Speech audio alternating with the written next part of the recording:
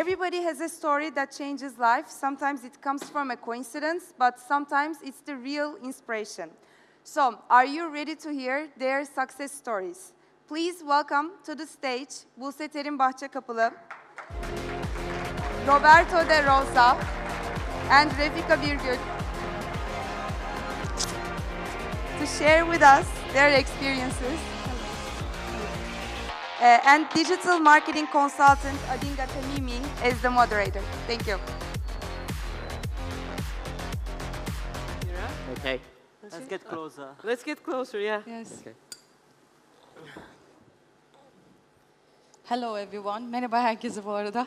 Herkese merhaba. Okay, good afternoon, everyone. everyone. Okay, my name Adinga Tamimi. I try to moderate this discussion with Refika and Buse and also Roberto.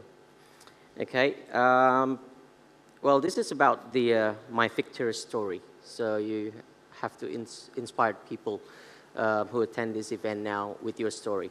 So probably I would like to ask, starting from you, All right. who you are, what you do, and how you use social media to leverage your Okay. Reach. Until the age of 30, I used to run a hospital. I used to be a CEO of a hospital. Okay. But there was this thing about creativity was going through me, and I had to do it. I had to take it out from something, and it was food, all my life. Okay. So at the age of 30, I had the shingles, high blood pressure, and everything. And there, I was writing on the side a book about like the nouvelle cuisine of Turkey, Okay. Turkish new Turkish Istanbul cooking style in a way. Okay. And then that book became a big thing, and then there was a TV show, and my life has changed. Yeah. Food kind of saved me. Okay. So basically. So basically, your content is all about food. As you can see, I'm all about food. And yes, Okay. and the biggest thing, like, I think there's something called like 7 years in people's lives. Are you familiar with the fact? Like, in 7 years, all the cells in your body change. Yep. And in 7 years now, it's my 7th year. I have shifted everything. I left the TV. Like, okay, I still do some stuff, but I've shifted my focus to YouTube now. Okay. So basically, and it's a different one. And it saved me again. Are you still doing TV shows or close? I didn't do any TV shows for All 3 right. years now, Yeah. because I hated the fact that they want the same thing all the time. Okay. As you know, we always see the same things. All right. We have the soap operas are not bad. It's, I think, in world class, but the rest is Okay. it's becoming shittier every day. So All right.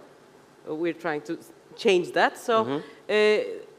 There are now some offers of what I want to do, and if I do that, Right. I would do the TV. But it's basically my main focus has become in the last 6 months YouTube. Okay. Yeah. All right. Now we shift to Roberto. So you're Italian. Yeah. Hello, Okay. everyone. I'm Roberto. I'm definitely Italian. You can see by my accent. Yep. And I'm actually an Instagram boy, which in the last 3 years I spent almost my whole life traveling, fashion shows, and inspiring and get inspired by people. My Instagram is all about my travels all around the world, where I try to wear outfits which people can try to shop all around the world. And also I like to get to parties, get inspired, meet people, and talk about my daily life. Okay. So basically, you inspired people about yourself and your daily life through Instagram. So what you're trying to say through your social media channel, especially Instagram, are you prefer inside the picture or outside the pictures? Because it works different way for some people. It's crazy how in the last 3 years everything has changed in my life. Okay. I was like a normal guy, next door guy from a city of Italy, studying law. my master-in-law, and one day my Instagram grow, and I didn't know what to do. So I was in the middle of decisions. Yeah. So I say, okay, what should I do? I just opened a blog. How And- old are you, by the way? I'm getting old, I'm 29. Very old you are. So I was like, oh my God. And so I was like between decisions, and I opened my blog. Okay. Everything was very fast. I also did a TV show because in Italy, Instagram is a really, really big thing. Everybody's on social media, and if you are popular on Instagram, it's now time to do other things. So I did a TV show, which is like kind of Dance with the Stars. Okay. So it was pretty much fun, and every day I try to be myself on my Instagram stories, so people we can see how do I talk in Italian, I talk in English, and also I do my photos where my photos are a bit something different. I like to make it in very, very high quality, and it's not sometimes the real me, but on my stories you can see me. All right. Okay. Thank you. And then move to Buse. Buse, you are a mother as well, so you have a kids. Yes. Right. And probably you can tell a bit about yourself. Okay. Okay. Please. My journey started when I was studying at FIT, at Fashion Institute of Technology in New York. I studied fashion merchandising management there. And I started my blog actually 2010, so it's almost 8 years right now. I started as just a hobby and an amateur blog. I shared like the photos that I like, the fashion news that I like, and my crowd was just my friends. Yeah. And then I graduated, I did some internships. Within that internships, I learned that I should be my own boss, and I have to do my own job. So when I graduated and come back to Istanbul, the blog has come into something, but it wasn't as big as now. Okay. And then I started to focusing and concentrating mainly on the blog, but it started as an amateur blog, and then it changed into a profession. Okay. I worked with brands. Right now, we have every subject that you can think: health, psychology, fashion. It's been, as I said, 8 years, and now I have 10 people working with me. So I started as an alone. I started as an amateur blog, and then it became really big. I worked really hard for this. Okay. I should say that. Sometimes they see influencers and bloggers like they party, they go to places, they don't do anything, they don't have time, but it's not like that. You have to work to gain this audience and to have that content. So that journey started like that, and now it's getting bigger and bigger every day. Thank you. All right. I have a question for you, Refika. So obviously you love food and you do cook as well, right? You cook as well. I cook. Yeah. All right. And in social Probably I cook more than I eat. You know, I eat a lot, but I cook more. In social media, it's very hard to sell anything about food. Okay, especially if you want to grow bigger audience. What is your best tips to grow audience for food content?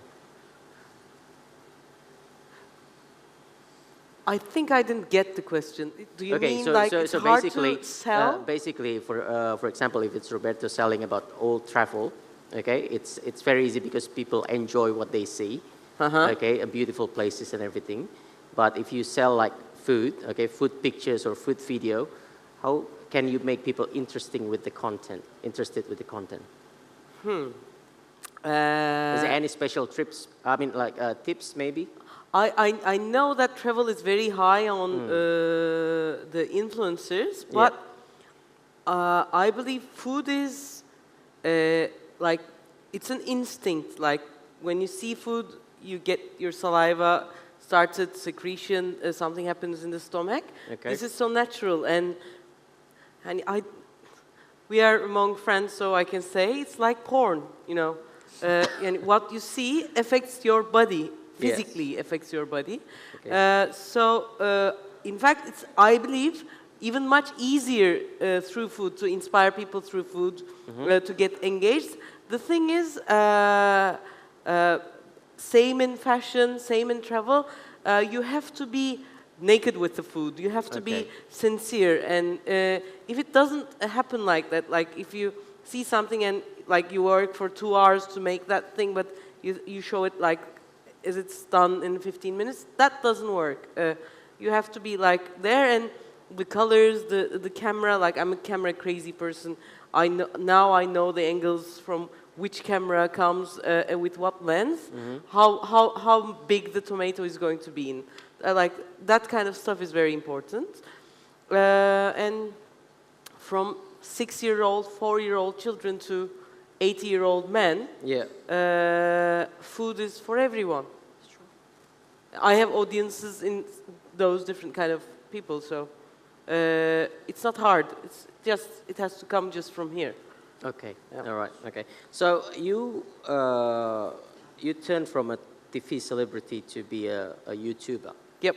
What is the difficulty to turn straight away from TV shows to YouTube? Yep, it's actually two very, very different things. It's like, you know, if you know how to ride a bike, you turn the thing down, it goes to right. But when you're, what you know, what works on TV, what makes you very successful on TV, sucks in YouTube. So really sucks. You know what you like.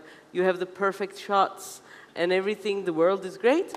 If you do that thing in YouTube, which in the first 2 months, I was struggling. So I had to leave some of the things out and bring up some of the things that were inside me, which was covered because you know. Like for TV, there are tons of things that you should not do. So that was the most difficult thing. Other than that, I put 5 days a content 5 days. That's kind of tiring, but it's a lot of fun. Like if I miss 1 day or something, I really get sad. So yeah, I'm loving it so much. Okay. So, Roberto, as you're Italian, I just want to ask you how Italians work in social media. I mean, like, is it a big thing in Italy in terms of social media influencers, or it's just started, or it's not really a trend? Because some country has different stories. I think in Italy, social media and Instagram, most of everything is very important. There is no one brand that now is not working on social media. I work with everyone. I work from the food to the flight companies. I work with the high luxury brands. I work with all the beauty brands. Really, it's such really big things. And I think it's very important for every brand, every company to work on social media. When you invest in your advertising, you cannot miss this kind of advertising. Okay. I think most of the people in Italy are on social media, young generation, old generation, even parents that they follow the children. Everyone is doing social media, and Instagram is very important. Before was something more natural, more fun. Now it's getting very complicated. It's all about quality. Content has to be very, very important for the quality. We pay attention for everything. Even if we make advertising, we need to write that is advertising on the photo, because there is now the law in Italy that it's obliged to say that you are sponsoring something. So you cannot do something like, oh, maybe it's paid, maybe not. So for us, it's very important to be trusted to our followers. I'm not like a shopping mall. I'm not like every day changing products. I'm like choosing the one that they really belong to me, actually. I think this is my secret to work more in this business, and I think that's what people love about me.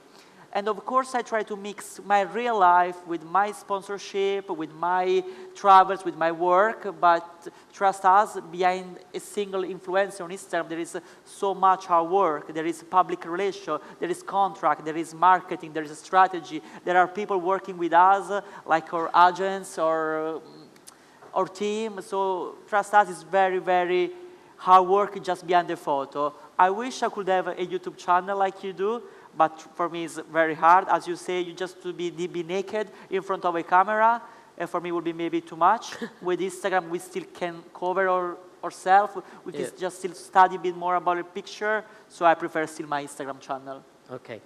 I moved to Buse. You're starting a blog first, and then you moved to social media. How you find a blog can raise your popularity in social media or the other way around?